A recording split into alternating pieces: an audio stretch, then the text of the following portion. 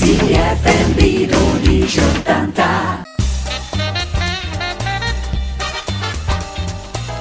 Dunque, l'avevo anticipato all'inizio del nostro programma e era necessario organizzare questa intervista a mio umile parere, perché non so se lo sapete, ma sabato, mentre dormivamo tutti, è stato approvato un progetto di legge, il famoso progetto di legge sulla riforma energetica del governo De Gaulle, progetto di legge, disegno di legge dovrei dire 69, ovviamente cosa da discutere con gli esperti del settore energetico, quale è Yvan Clich, che accogliamo con enorme piacere.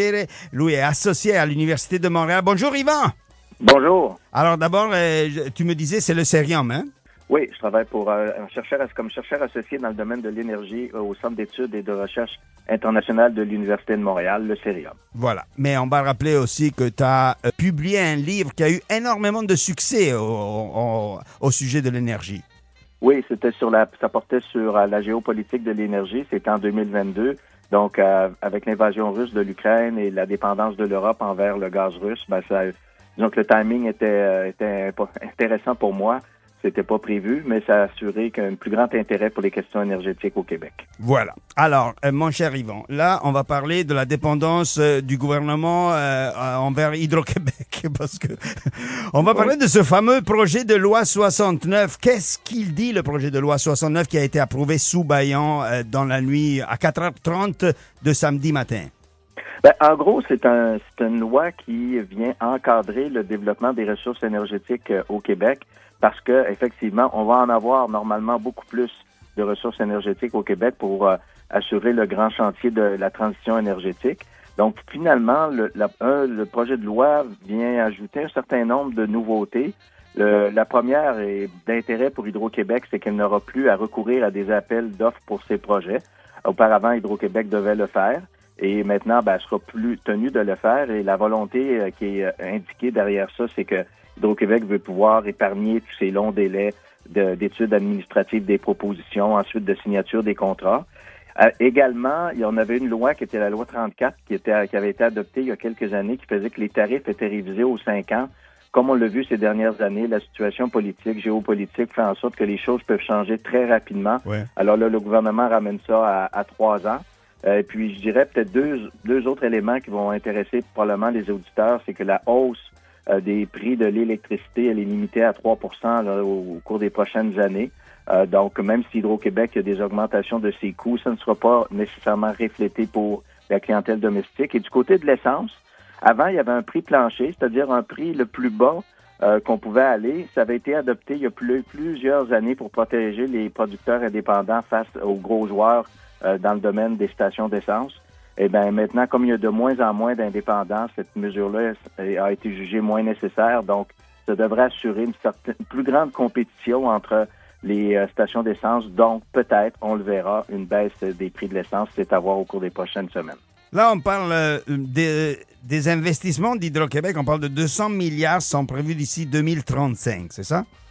Oui, c'est ça. C'est quand même un chiffre extrêmement important. Dans le contexte, au cours des 15 dernières années, on était un petit peu dans la petite maintenance à Hydro-Québec. Il n'y avait pas beaucoup d'augmentation de la demande en électricité. Et donc, les investissements étaient faits surtout pour entretenir le réseau. Et là, on passe vraiment dans une nouvelle ère. Remarquez que c'est pas simplement Hydro-Québec, c'est un peu partout en Amérique du Nord. Il y a une augmentation de la demande en électricité qui est induite notamment par l'électrification des transports, mais également par l'arrivée des centres de données, l'intelligence artificielle, qui sont de grands demandeurs, consommateurs d'électricité. Les crypto-monnaies aussi. Les crypto-monnaies, exactement. Donc, tout ça demande de l'électricité. Ça demande de l'électricité en manière continue. Nous, les êtres humains, on en a besoin surtout dans les certaines heures. Le reste, un peu moins, notamment quand on fait dodo, on n'a pas besoin de beaucoup d'électricité, sinon pour le chauffage. Mais ces entreprises-là, elles, c'est de l'alimentation en continu 24 heures sur 24, 7 jours sur 7. Donc, ce sont des gros blocs d'énergie et les réseaux électriques doivent effectivement y pourvoir l'électricité pour combler les besoins de ces entreprises-là. Et évidemment, il faut donc construire de nouveaux équipements, d'où la somme titanesque d'Hydro-Québec de 200 milliards de dollars d'ici les 10 prochaines années. Alors, on va y aller juste par étapes. L'appel d'offres qui est éliminé, est-ce que cela ne cause pas de problème dans la mesure où déjà maintenant les appels d'offres, on a vu avec ce qui s'est passé à Click à la SAC, à la SAC, je veux dire, c'était inquiétant. Mais si en plus on enlève complètement les appels d'offres, ça ne donne pas trop de pouvoir au ministre. C'est lui qui décide finalement?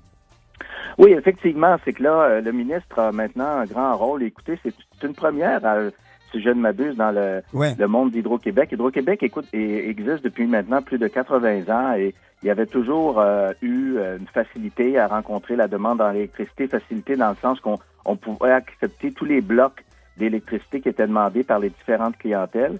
Et puis là, face à l'augmentation très subite et rapide de la demande, là, il faut faire un arbitrage. Hydro-Québec n'est plus en mesure de dire oui à tout le monde.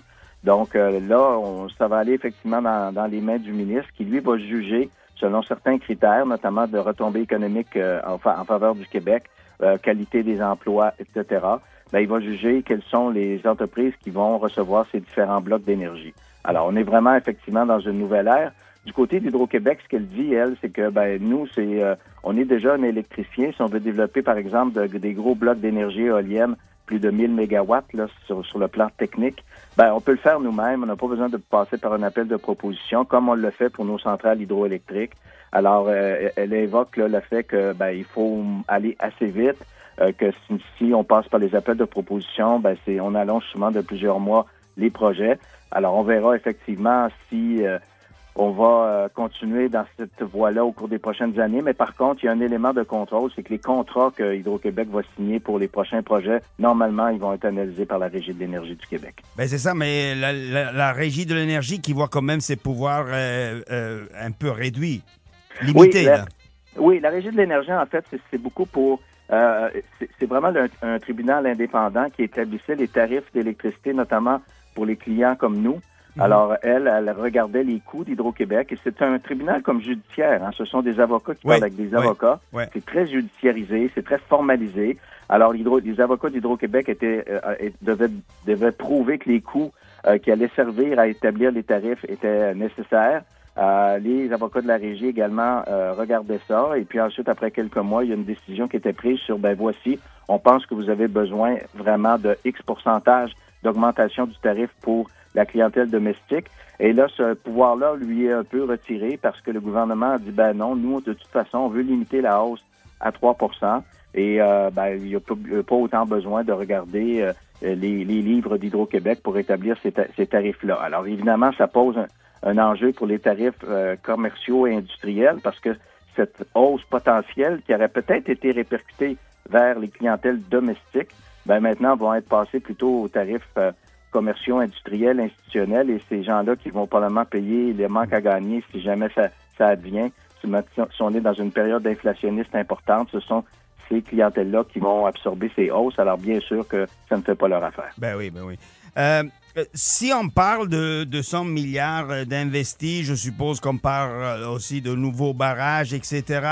Donc, ça va à l'encontre de ce que pourrait être l'environnement, mais surtout, quel va être le rôle des Autochtones et des Premières Nations où souvent on va sur leur terre pour construire cela?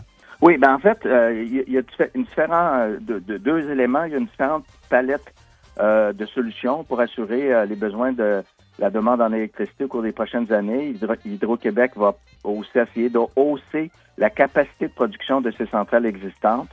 Il va y avoir également peut-être quelques nouveaux projets. On parle d'un projet comme Petit Mécatina. Il ne faut pas oublier aussi que Churchill Falls, il y a quand même tout un chantier là avec l'entente qu'on a signée avec Terre-Neuve et Labrador. Il va y avoir une augmentation de la capacité de production, donc de la disponibilité en électricité au Québec venant de ce fleuve majestueux qui peut produire beaucoup d'électricité.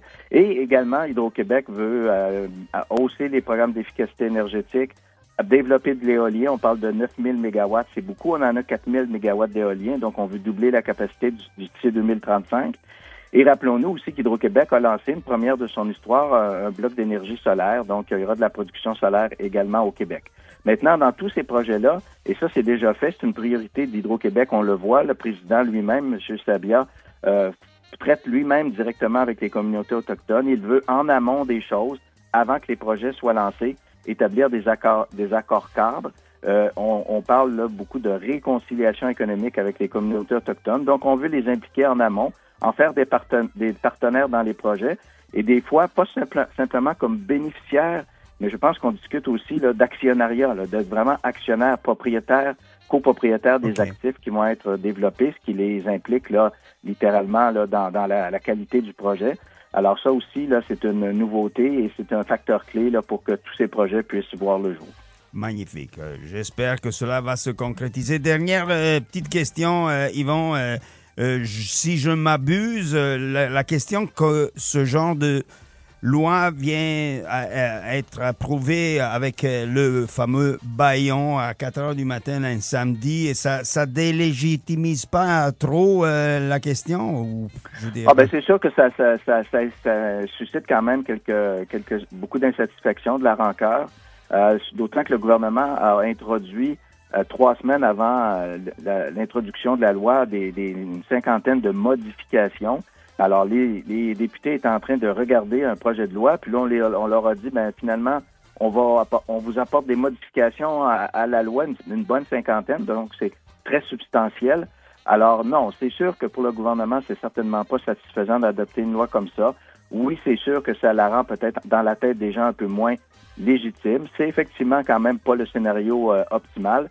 Ce que le gouvernement invoque, c'est qu'il devait adopter la loi, sinon on n'aurait pas pu effectivement enclencher les travaux reliés à la transition énergétique, les différents projets qu'Hydro-Québec a en tête pour lancer la transition énergétique. Il faut aussi comprendre, et moi je ne justifie pas le bâillon, mais il faut aussi comprendre qu'avec les tarifs de notre voisin américain, c'est sûr qu'il y a des impacts économiques au Québec et M. Legault a demandé à Hydro-Québec d'accélérer les travaux pour contrer un peu les effets négatifs des tarifs. Alors, il voulait absolument que cette loi soit adoptée pour qu'on puisse lancer les travaux dès le courant de l'été et donc, évidemment, créer des emplois et de l'activité économique autour de la transition énergétique qui est engagée maintenant au Québec. Oui, mais c'est un peu triste quand même de voir que la politique se fait comme ça de nos jours.